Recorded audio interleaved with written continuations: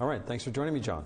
Absolutely. Thanks for having me, Rick. Now, you've been looking at this case extensively. There have been some developments for Scoop survivors over the past year. What can you tell us? Well, essentially, back in February of 2017, the Ontario Superior Court ruled that Canada owed a duty of care to Indigenous children to not lose their Indigenous identity.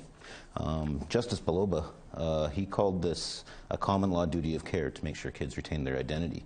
And essentially, Canada breached that duty of care when they entered into a 1965 agreement with Ontario. And that agreement transferred the authority of the child welfare over to the provinces. And it was a class action suit that represented about 20,000 survivors in Ontario.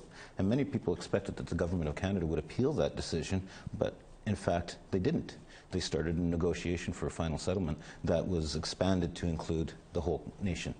Okay, so on the surface, settlement sounds like good news.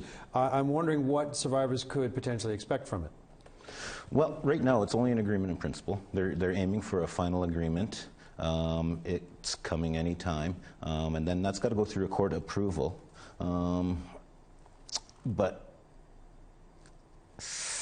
the money that's being given out wasn't agreeable to everyone, okay. Either because they weren't involved in the decision or they were excluded.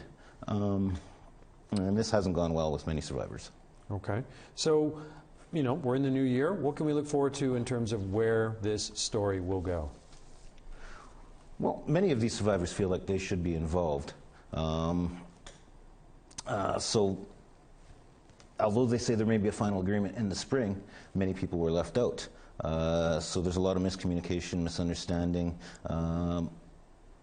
Colleen Cardinal of the National Indigenous Survivors of Child Welfare Network in Ontario, it's a national organization, they've set up a phone line, and she's been fielding phone calls from people, and they don't know what's going on.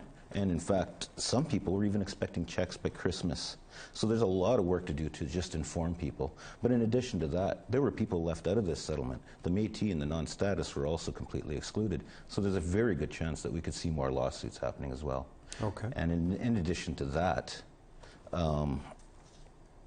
there may be, well, just people having to deal with this trauma and opening up old wounds. Sure. So, of course, I mean, this is all going to be woven together in your upcoming episode of APTN Investigates.